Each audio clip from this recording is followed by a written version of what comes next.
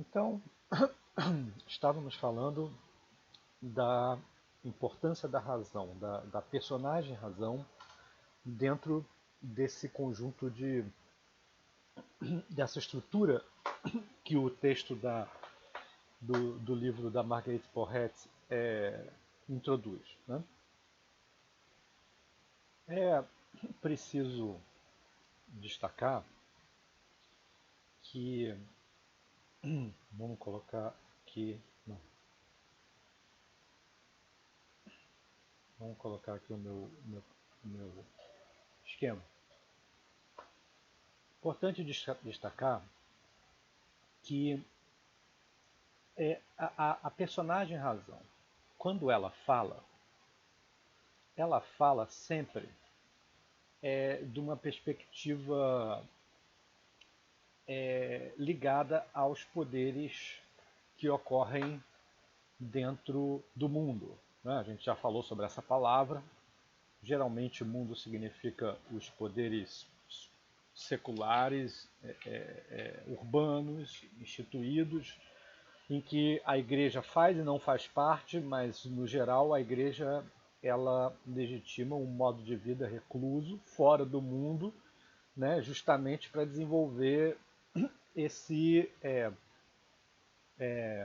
esse dom espiritual nas pessoas. Então, a princípio, a igreja estaria fora. Tá? Só que no livro, já isso assim, no primeiro, numa espécie de um anúncio sobre o que o livro que existe em forma de poema, inclusive, o, o livro ele estabelece uma distinção entre duas diferentes igrejas. Né? Uma igreja é a Santa Igreja Pequena, que é a igreja que existe no mundo, que é a Igreja Católica, né? E outra seria a Santa Igreja Grande, que é feita das almas aniquiladas, das pessoas que realmente sabem a verdade. Na verdade, a Santa Igreja, a Grande, ela é o reino do amor e da liberdade. A Igreja Pequena, ela é, digamos, a manifestação dentro do diálogo institucional da razão, né? Da personagem razão.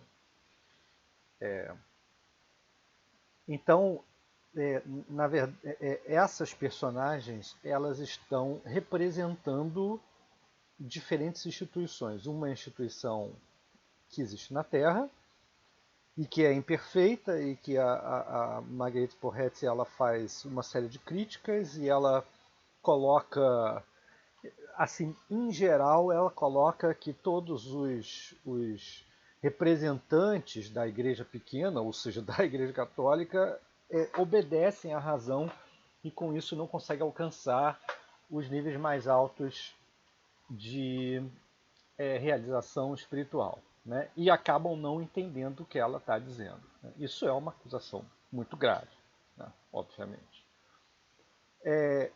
E a razão está lá para representar essas pessoas. Né? Numa condição de humilhação. Ela não tem poder nenhum. O poder é do amor. Né? O amor é a personagem que tem poder. E a alma é, digamos, a filha dileta do amor. Então as duas estão juntas e ficam respondendo às perguntas que são vistas pelas duas como, na maior parte das vezes, bem idiotas. Né?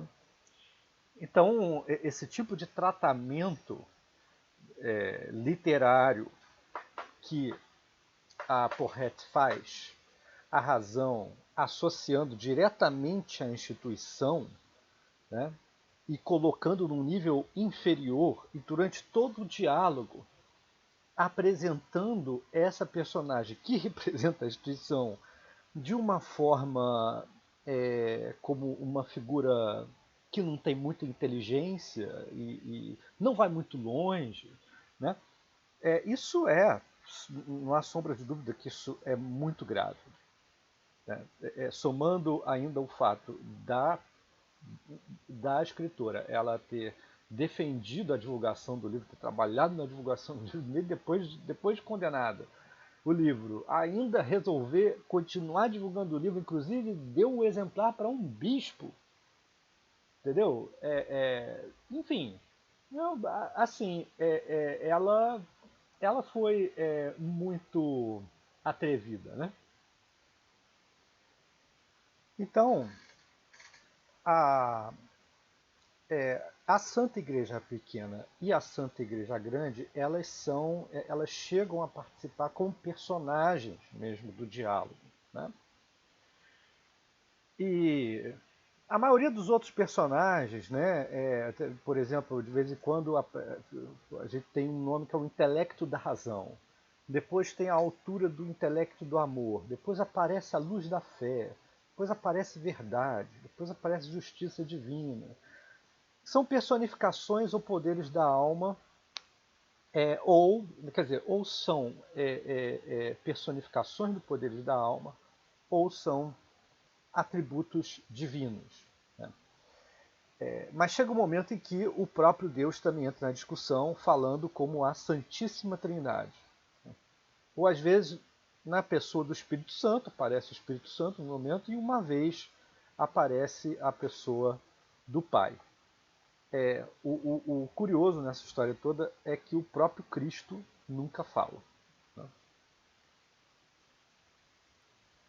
Mais uma coisa, quanto à questão assim das autorreferências, né, que eu falei, as autorreferências não são somente do livro, elas também são da linguagem. Né? Isso é uma coisa curiosa. Da linguagem da vida divina, por exemplo, nesse capítulo aqui. Tá? A alma diz: a linguagem de tal vida divina é o silêncio secreto do amor divino. E aí você vê que aparece no mínimo, uma contradição. Né? A linguagem, se é linguagem, então essa palavra aqui ela não tem o sentido que a gente está acostumado, entendeu? Enfim, de linguagem como o espaço do linguístico da criação verbal, né, e do pensamento verbal. Não é bem isso que está sendo dito aqui. Linguagem é o modo de expressar, né, o modo de se expressar, é o que está sendo colocado aqui. Mas isso não é menos, isso não tem um valor menos autorreferente, né, e enunciativo de uma reflexão da enunciação. Né? Isso tem um valor tão grande quanto. Então, a linguagem de tal vida divina é o silêncio secreto do amor divino. Quer dizer, o modo de expressar vem do silêncio, não vem do barulho, né? Não vem do ruído. Essa expressão, a expressão da vida divina, que é o que está sendo buscado aqui, da alma, do aniquilamento da alma, né? É o silêncio secreto do amor divino. Então, quando essa linguagem se expressa, ela transmite o silêncio. Né? Quer dizer, esse estado que um tempo mais para frente a gente vai abordar como a clausura secreta da alma. Né? É o silêncio secreto do amor divino. Ela aí chegou depois de um longo tempo, e assim o quis por um longo tempo. Não há mais outra vida do que sempre querer a vontade divina. A gente vai tratar mais detalhes esse tipo de coisa. Então você vê que é um modo de reflexão sobre o que está sendo dito, né? Reflexão, no final das contas, é um modo de reflexão sobre a linguagem, né? E que está dentro de uma de um parâmetro apofático, né? Está dentro dessa autorreflexão estonteante que é a reflexão apofática. Né? E como o livro ele é complexo, né? Como tudo está sendo dito é complexo, porque fica jogando com as contradições, jogando com as relações binárias e etc. e tal, então a insolência dela, né, tá ligada também a a uma defesa dessa linguagem, né, a uma defesa de ser paradoxal, né, de falar pelos paradoxos, de falar poeticamente, de não ser controlada, né, de não ser admoestada, né, por exigências da razão da igreja pequena, certo? Então, usar a linguagem divina, aqui existe uma defesa literária, né? Podemos colocar assim, uma defesa uma teologia que mobiliza uma linguagem literária de uma maneira bastante diferente. Então, tem a linguagem. Isso mostra o quanto os textos místicos eles estão ligados a uma defesa da literatura, certo? Bem, eu já falei de tudo isso. O gênero é difícil dizer. Eu tenho uma coisa que eu ainda não disse em relação à questão do gênero, é que, bem, como o livro ele é todo dialógico, né? Ele fica, ele usa como modelo de gênero, em geral, o diálogo cortesão, né? É, é um é um livro e é um pensamento baseado na cortesia. Né? É uma mística cortesã. Tá? Mas tem uma diferença em relação às outras místicas que a gente já viu que também estavam é, manipulando esses signos cortesãos. Né? Tanto a Radevich quanto a Matilde. Né? Qual é a diferença? A diferença aqui está primeiramente no ponto de que a Radevich e a Matilde elas são mais poéticas e literárias do que a Marguerite, no sentido de que elas estão preocupadas em desenvolver determinadas imagens dentro de sua ascensão, certo? A ascensão está ligada a um desenvolvimento poético das imagens, né? E uma reflexão teológica que não é tão especulativa assim. E a Marguerite, ela tem uma reflexão teológica mais avançada, mais especulativa. Inclusive, por exemplo, no caso da Radevich, você tem a predominância da Mini, né? Essa predominância da Mini é uma predominância da cortesia propriamente dita, tá? E de uma preocupação do amor como centro de uma busca espiritual. Embora a Marguerite ela tenha como personagem, né, o personagem guia da alma, o amor, esse amor ele é muito mais especulativo. Né? Ele não tem características especificamente eróticas. A Matilde, por exemplo, a Matilde é a figura que utiliza descrições eróticas. Né? A Radevich não utiliza. A Radevich ela está mais no plano num plano diverso e a Matilde ela usa e abusa, né, de metáforas especificamente eróticas, principalmente nas etapas finais, né, da ascensão. No caso da Marguerite, ela não está se colocando dentro desse paradigma erótico, definitivamente não, e nem de uma relação de cortesia específica, assim, entre a alma esposa e Cristo esposo. Radevich também colocava a Trindade como o lugar do esposo, não era bem o Cristo, né, em geral, mas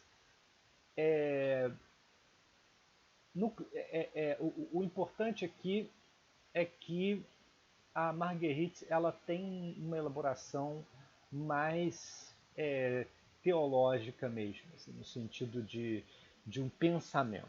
Né? Ela vai mais longe nessa articulação de um pensamento. E certamente ela vai mais longe na teologia negativa, ainda que as outras também tenham. Não falte nas outras traços apofáticos, né? Mas a Marguerite ela vai mais adiante no desenvolvimento de, um, de uma teologia apofática. Logo, o elemento cortês em Marguerite ele está já muito mediado, ele já está muito elaborado para chegar a outros lugares. Né? Então, assim, o diálogo cortesão, ele é uma influência para a maneira como esse livro está inserido dentro do gênero, mas também tem a influência de, é claro, tem uma fonte aí que todo mundo conhece, né, que é o diálogo filosófico mesmo, socrático, né? Mas aqui a questão é mais assim a maneira como a própria teologia foi desenvolvendo diálogos, em parte baseados, inclusive, nas disputas, né? Nas disputas que ocorriam em discussões, em concílios, primeiramente, assim, dentro da igreja, e depois discussões fora do espaço estrito assim, da igreja, mas dentro da universidade. Né? Então, você tem assim, esses modelos que estão em tensão na definição de gênero do livro, certo? Bem, a razão, eu já falei da razão aqui, né? Ela é necessária, mas é ridicularizada. Por que ela é necessária? Só queria dar uma última palavra em relação a isso. Ela é necessária porque tem um momento do livro que acontece um aspecto curioso. Né? Tem um momento do livro em que depois da razão assim está sempre perguntando as coisas, está sempre sendo muito ridicularizada. Tem um momento em que a razão ela não aguenta, ela não suporta mais o alto nível, né, de especulação que o amor e a alma estão, entendeu? E que correspondem diretamente a uma etapa espiritual mais alta, né? E a razão morre. Certo? No livro aparece um momento que simplesmente essa personagem ela morre. Né? E as duas comemoram, felizes da vida. Entendeu? Até que enfim, a gente se livrou dessa chata. Né? E aí, não dá muito tempo, né, ao longo do diálogo, a razão ela retorna. Como se nada tivesse acontecido. E aí ela continua perguntando coisas e as duas continuam ridicularizando o que ela estava falando. E como que os comentadores interpretam isso? Eles dizem que a razão é necessária no diálogo. Né? Sem esse contraponto, sem esse lugar que é o lugar que está pensando errado, né? Não existe esse livro. Esse livro precisa, né, dessa personagem que está lá para ser ridicularizada. Agora, o ponto que eu achei que os comentadores não foram muito longe, né, pelo menos entre os que eu li, é o elemento de uma certa violência, né, do livro em relação à ideia de razão. Tá? Porque é bom salientar o seguinte: a mística ela já foi muito criticada por dois curiosos motivos. Primeiro, porque a mística, ela não para, né, numa especulação estritamente racional.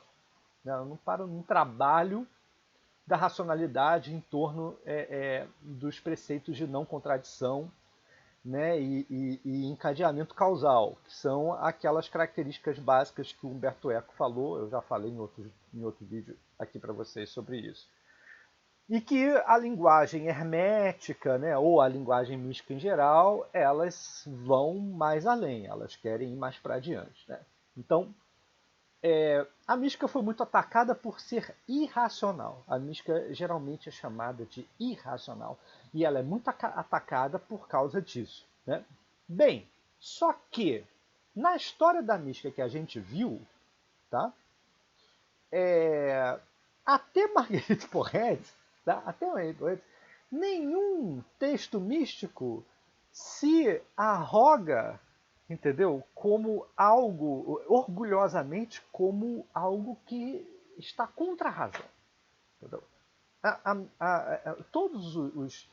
Dentro da filosofia, dentro da história da filosofia, né, grega, helenista, romana, neoplatonismo, Plotino, Próclo, né? Você não tem ninguém que queira ser irracional. Isso não existe. Tá? A mística ela é racional. Ela só tem nos seus níveis maiores, mais superiores, um momento que está para além da razão. Tá? O nous chega um momento lá que ele suplanta a razão. Né? E o uno, mais ainda. Né? E aí entra o uno, ou Deus, né? Depois vai ser o lugar para além da razão que está para além da linguagem. Então não pode ser, não pode, não podemos associar ele a nenhum atributo. Né? E aí ele entra nessas especulações paradoxais. Tá? Ele confunde a linguagem mesmo. Né? Aí entra o trabalho da teologia negativa. Bem, de qualquer maneira, todo esse trabalho ele precisa da razão. Certo? Não existe escalonamento anagógico sem o exercício da razão. Então, para a ascensão espiritual e para o pensamento místico em geral, a razão ela é necessária, né? E ela só falha depois de um determinado ponto. Né? Então isso está totalmente... Até a Marguerite Porete, a história da mística, ela tá do lado da razão, ela só quer ir mais adiante. Ela só tem um momento que está para além da razão. E esse momento, é claro, que ele vai ser mais importante, né? Porque ele é superior. Tá? Bem, a Marguerite Porete é de fato a primeira que se coloca numa posição contrária à razão. Os comentadores, eles logo se apressam, né, em dizer que a razão também é necessária e que ela dá provas disso. É claro, ela dá provas disso. Né? Ela continua essa tradição. Porretes continua essa tradição de que a razão ela é importante, entendeu, para o desenvolvimento das virtudes, do desenvolvimento da lei moral, e isso tudo é importante, entendeu, até um determinado ponto para o desenvolvimento da alma. Depois de um determinado ponto, aí não é mais. E aí é que ela se torna violenta. Essa violência que não acontecia antes. É isso que eu quero dizer. Nesses momentos em que a razão falha, né, ela tem uma posição assim de irritação da incompreensão da razão em relação a esses momentos superiores. E aí ela humilha a razão. Ok? Aí isso acontece. Aí o outro motivo pelo qual muita gente ataca os místicos, eu falei que tem dois motivos. Né? Um é porque o místico não é racional.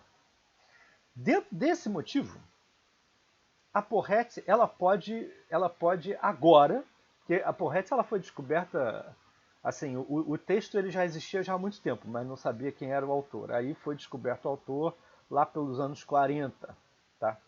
E o texto só começou a ser mais estudado mais adiante, assim, 70, 80, 90 é que dos anos 90 é que aí explodiu, tá? Os estudos assim sobre Nils Porret, aí entrou um livro importante do McGinn e dos orientandos dele, Amy Hollywood, por exemplo, que é uma grande feminista, né, estudiosa de Idade Média e de relações com a modernidade e tal. Aí apareceu esse pessoal que começou a estudar muito Marguerite Porret. O pessoal também que estuda teologia negativa, todo mundo abraçou o texto e começou a estudar o texto. Bem, mas assim, nesse aspecto assim de um ataque à mística por ela ser irracional, por um lado, a Marguerite Porret ela serve muito bem a esse propósito. Porque o texto de Marguerite Porret, ele de fato é muito violento à razão. Então você pode dizer, pô, então, assim, aqueles que criticam a mística porque ela não é racional, você pode finalmente apontar. Aí, tá vendo? Essa mulher que foi importante, inclusive para o desenvolvimento posterior, né, da mística ocidental, da mística cristã, né, ela foi importante para o Eckhart. Eckhart foi uma das figuras mais influentes. Então, depois de Eckhart, tem muita gente que foi influenciada pelo Eckhart. Então, provavelmente, ela teve um papel central no desenvolvimento assim, de uma teologia negativa europeia. Né? Bem, então, se você quiser atacar por esse caminho, a Porrete ela serve muito bem a isso. Né? Mas tem um outro ataque que é mais engraçado, assim, que é bem curioso, assim, é típico de quem não conhece, quem não estuda essa história da mística direito, né? Que é o ataque assim, ah, a mística ela não é contra a razão. A mística ela está a favor da razão. Logo isso é um problema, porque nós estamos num pensamento que já não precisa de razão. Agora nós somos um pensamento do paradoxo, o pensamento da aporia, um pensamento do indecidível, da indecidibilidade, o pensamento da desconstrução, o pensamento disso, daquilo. Logo, nós não precisamos mais da mística, porque a mística ela ainda estava atrelada à razão e ela queria, né, se elevar a partir da razão. Então, isso não mais nos interessa. Né? Bem, para quem faz esse tipo de crítica à mística, a gente tem uma ótima resposta. Assim, Marguerite Porret, ela é uma das figuras centrais do ataque à razão no Ocidente. Certo? Marguerite Porret é essencial, entendeu, para uma crítica ao pensamento metafísico racional.